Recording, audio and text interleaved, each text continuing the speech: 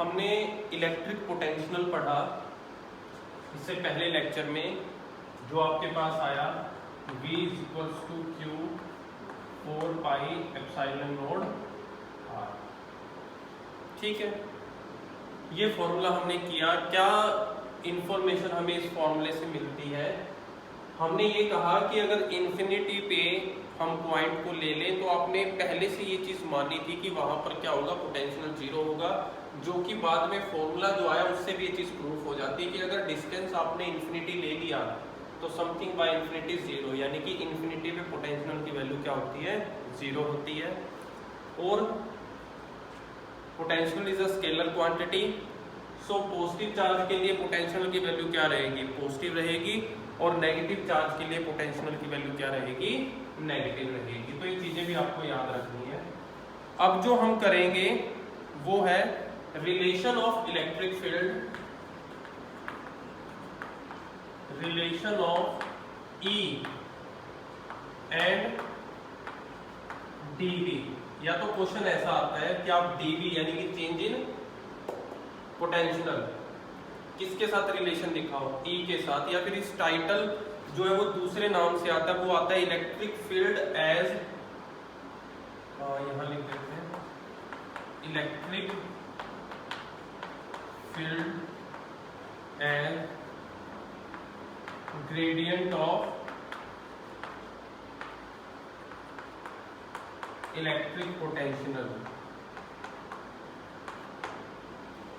Gradient word आपको पता होगा, 11th में आपने किया है कि जब किसी क्वांटिटी को हम डिस्टेंस से डिवाइड कर देते हैं तो ग्रेडियंट बोलते हैं, और जब मल्टीप्लाई कर दें तो मूवमेंट बोलते हैं। ये चीजें आपको 11th में पता होंगी।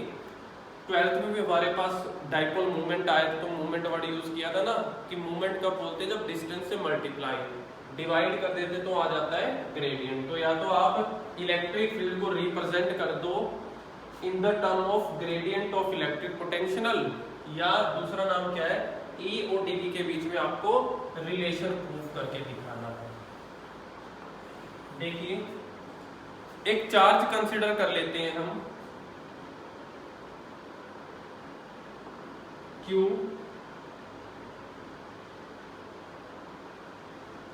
ठीक है। देखिए अब इसके सराउंडिंग में इलेक्ट्रिक फील्ड होगी, अलग अलग डायरेक्शंस पे होंगी।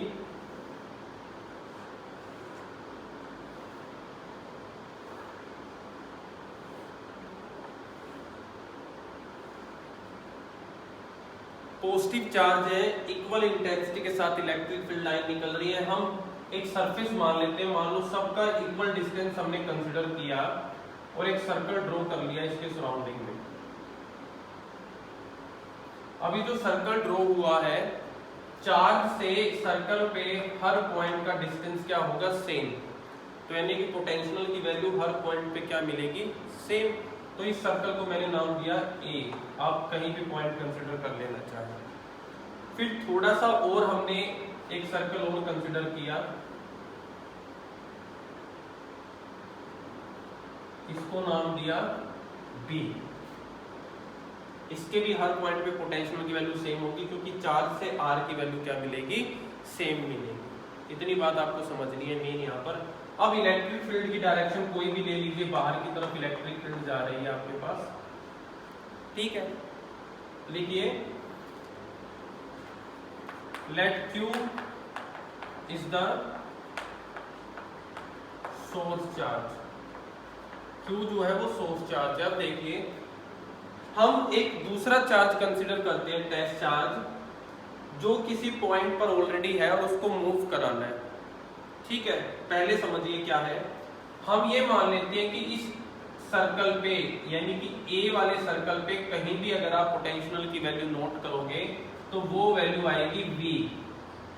हर पॉइंट पे पोटेंशियल कितना होगा, V।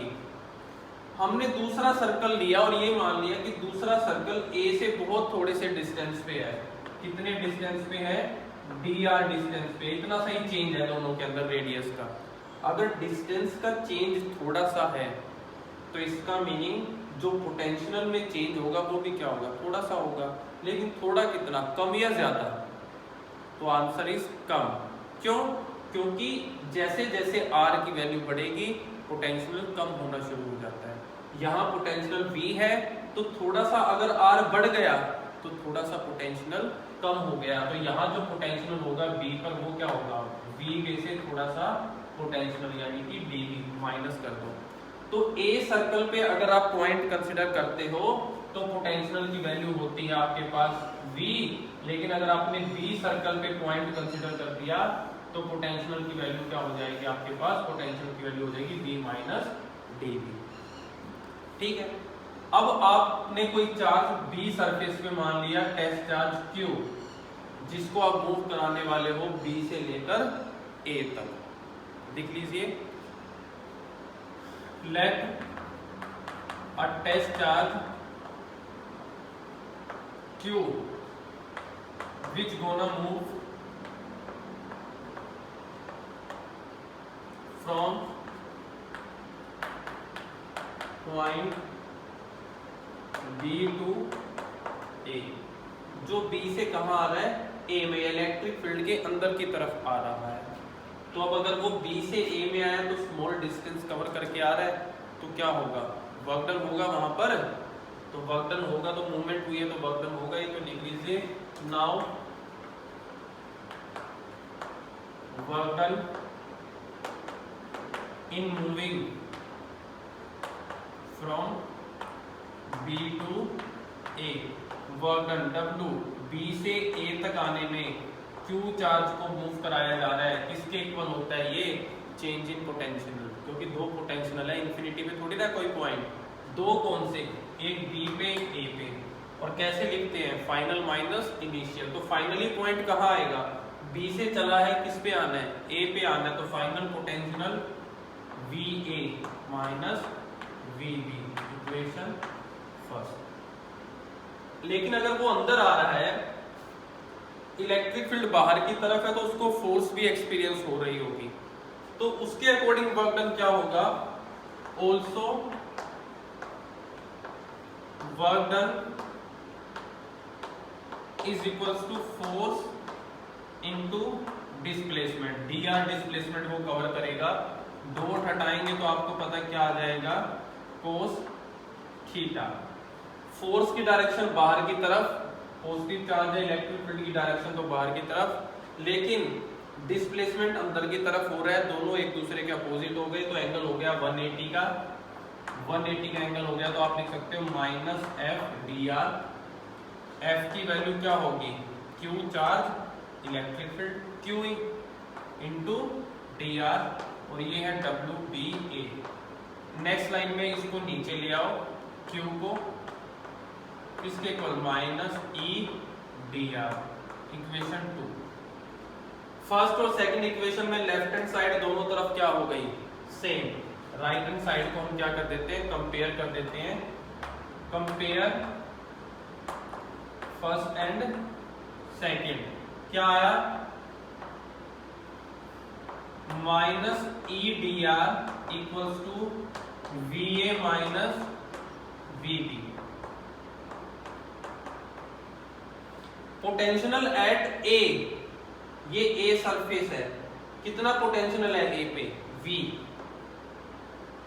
Minus potential at B, B पे कितना पोटेंशियल है, V minus dV, V minus अंदर जाएगा, माइनस का V प्लस का dV, V से V कैंसिल आउट, तो माइनस साइन उस तरफ ले जाएंगे, E इस तरफ रखा तो माइनस का dV अपोन में dr, ये है रिलेशन।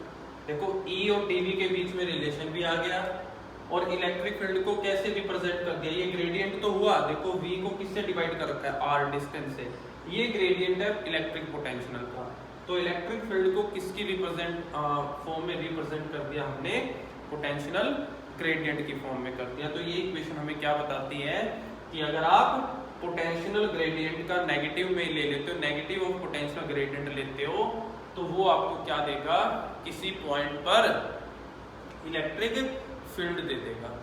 लेकिन इलेक्ट्रिक फील्ड की यूनिट जो है आपने पहले जो की थी वो अलग थी, यहाँ से एक नई यूनिट निकल के आ रही है जो एग्जाम में एमसीक्यूज में पूछ ली जाती है। According to this formula unit of electric field क्या है देख लीजिए। ऊपर क्या है पोटेंशियल यानी कि वोल्ट, नीचे क्या है डिस्टेंस यानी कि मीटर, वोल्ट पर मीटर। ये नई यूनिट जो निकल के आई हमारे पास इलेक्ट्रिक फील्ड की, जो आपसे एग्जाम में पूछी जाती है। तो इम्पोर्टेंट आर्टिकल है, ध्यान रखना आपने इसका कि इलेक्ट्रिक फील्ड को ग्रेडियंट ऑफ इलेक्ट्रिक पोटेंशियल में अगर रिप्रेजेंट करना है तो आपको ये फॉर्मूला जो है वो ड्राइव करके दिखाना पड़ेगा।